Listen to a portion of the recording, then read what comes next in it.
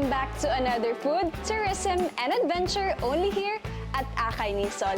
Panibagong araw, panibagong adventure na naman tayo mga kaakay. And for today's episode, alam niyo ba may nahanap kaming isang sobrang unique na cafe dito sa Marikina City, specifically in Barangay Malanday. So mga kaakay, join me as we discover this place.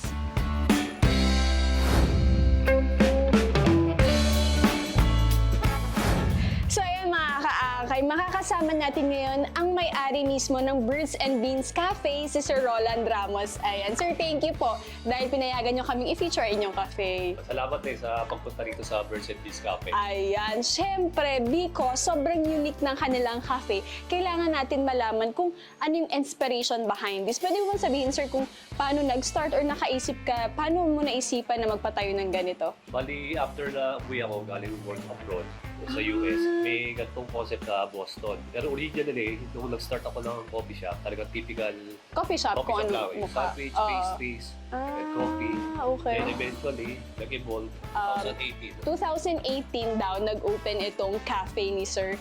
So, sa second floor po ay merong event place. Event place. Ayun, galing. So, anong For kinakater? small events.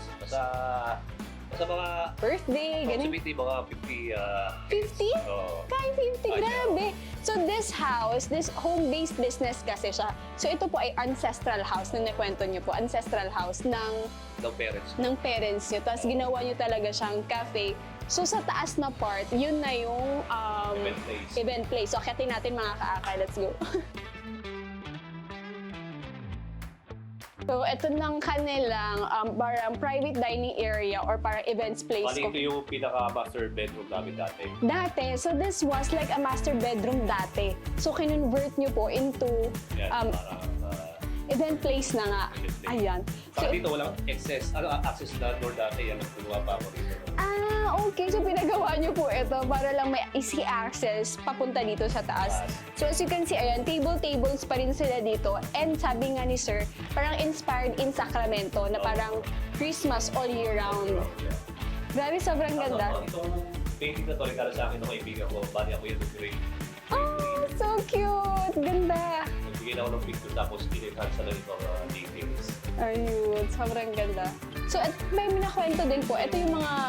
Ito yung memorabilia area namin. Ng mother mo. So, talagang din-display din talaga, nilagay nila. Parang in honor na din sa mother ni Sir. Ayan. So, ito daw na area can cater 50 packs. Kasi here, ang dami nilang tables. 20 years. 20. Ayan. Tapos dito, alam niyo yung parang siyang bahay na ginawa into kainan. Yung talagang sobrang ganda dito. Sobrang unique. Homey lang. Homey, oo. Parang nasa bahay lang yung feel. So, dito ba, story naman dito. Talaga ito yung mother ko, yung parang cabinet. Cabinet niya. Ang galing. Hindi ko ma-dispose kasi hindi ko kasi sa pintuan na ginawa ko. Kaya parang ginawa ko. Sino nag-design? Wala. Si Sir. YouTube ako, parang pinictura cafeteria. As in, grabe. So, si Sir lang, nag-conceptualize ng idea. Siya lang din na parang ikaw na din naglagay ng ganyan-ganyan. Galing. Mostly mga decor, galing pag pinaship ko pa. Pinaship. Okay, itong area meron din. Tingnan nyo. Ito for 4. Ayan.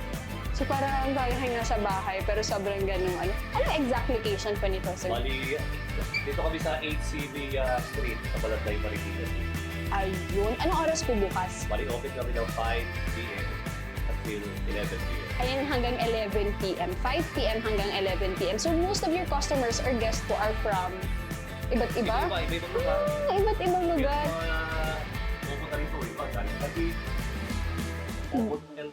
Ayan, tingnan nyo mga kaakay. So, basta, ito, ang dami ilang rooms po ito? Bali, 4. 4 rooms. Grabe. So, May ito. separate na video area rin. Ayun, may video area. Sobrang cute. So, ito talaga yung perfect sa mga mambarkada o sa mga pamilya na gusto mag-enjoy. Na parang, Kasi mga small gathering lang. Oh, yun. Depende. Yung homey feels lang talaga.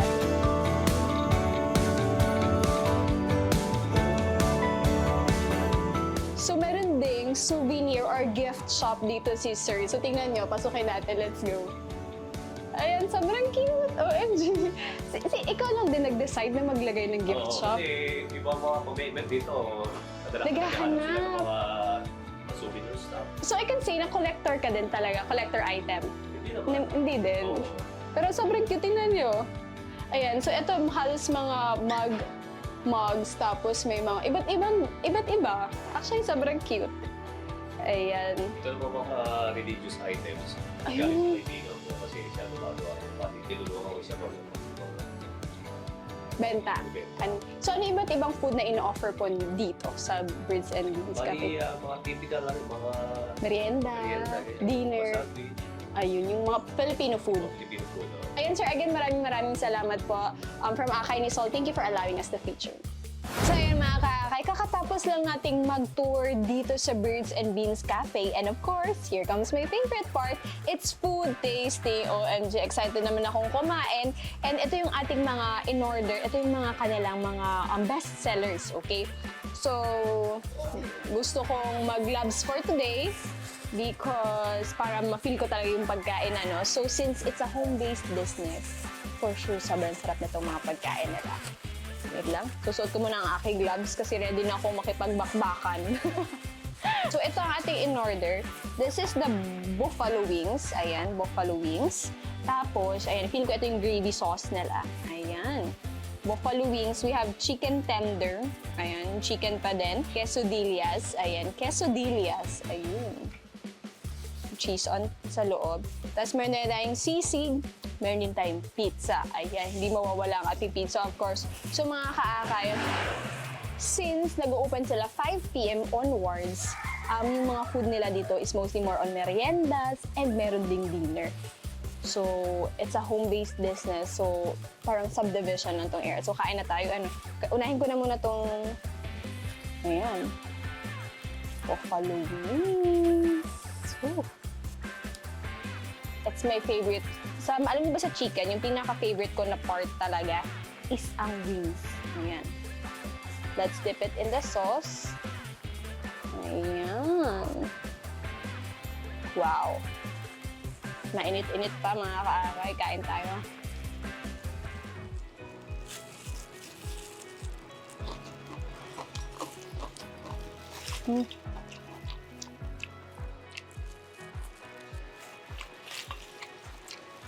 Masarap yung, alam niyo yung napasarap nito?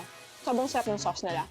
May spicy, tapos parang may sourness, tapos sobrang rich in flavor yung kanilang sauce. Ito yung nagpasarap ng buffalo wings nila. Sarap. Sarap yung sauce. And mga kakakay, meron tayong in-order na chicken tender.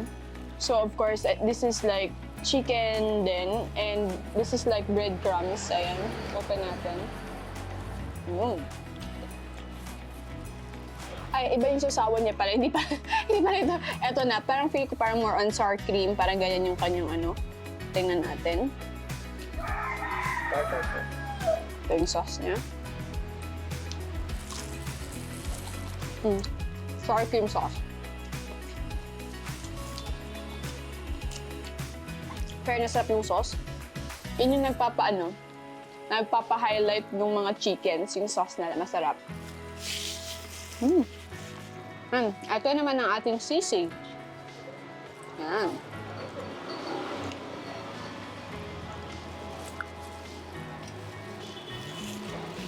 Lagyan natin ng kalamansi.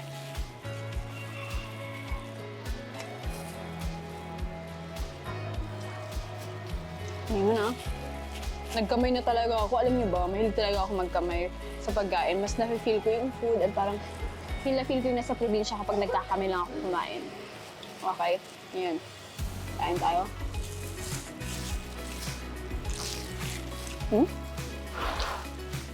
Fairness, masarap ang sisig dito. Favorite ko pa naman ang sisig. Sarap. Tamang-tama yung lasa ng sisig na yan. Full of flavors pa lang. Okay, ano muna ako ng juice. Itong kanilang juice, this is cucumber lemonade.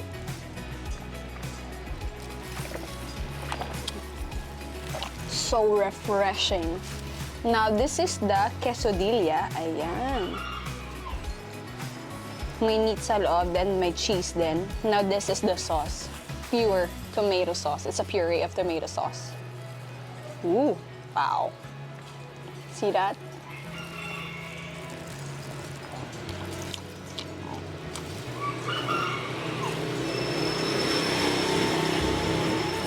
Masarap ang quesadilla nila. Fairness, sobrang sarap. Alam mo, hindi tinipid yung cheese. Talagang sobrang daming cheese sa loob. And sobrang sarap din ng fresh na tomato sauce. Talagang puree siya ng tomato sauce. And so you just dip it like that. Kain tayo.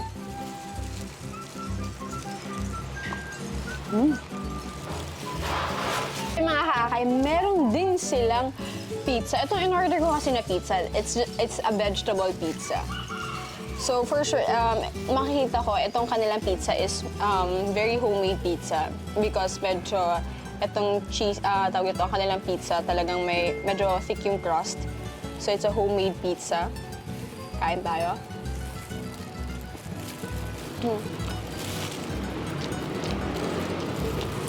Very homemade nga yung pizza nila. Pero masarap naman. I love pineapples. So yung mga kakay, dito nagtatapos ang ating food tasting at dito na din nagtatapos ang ating episode for today. And talagang gusto ko yung idea ni Sir na talagang nag-pull off siya ng something unique na cafe, kakaiba. So mga kakay, of course, don't forget to follow lahat ng social media pages ng Akay ni Sol. Sa Facebook, sa YouTube, sa Instagram, sa TikTok ay ng Alagang Sol Aragones on the go. Ginagawa po namin ito upang i-promote ang ating mga local restaurants, our local cafe, our food, our culture, our tradition, our tourist destinations. So mga kaakay, madami pa tayong lugar na bibisitahin at pupuntahan at marami pa tayong pagkain na titikman. Hanggang sa susunod na paglalakbay ni Inday Fatima, thank you for watching!